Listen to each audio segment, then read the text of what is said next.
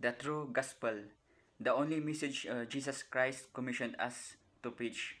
Bago po pumunta si Jesus Christ sa heaven at umupo po sa kanang kamay ng kanyang ama at atin din pong ama, mayroon po siyang mensahe para sa kanyang disciples. At ito pong mensahe na ito ay para din po sa ating lahat. Ang sabi niya po sa Mark chapter 15 verse 16, "And he said unto them, Go into all the world and preach the gospel to every creature." Uh, at ang pwede lang po mag-preach dito ay yung meron yung Holy Spirit sa kanya.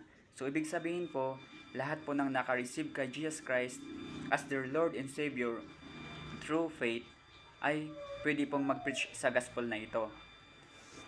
Ang sabi po sa 1 Corinthians chapter 3 verse 16, "Don't you know that you yourself are God's temple and that God's Spirit dwells in your midst?" Ibig sabihin po, ang Holy Spirit ay nasa atin na po.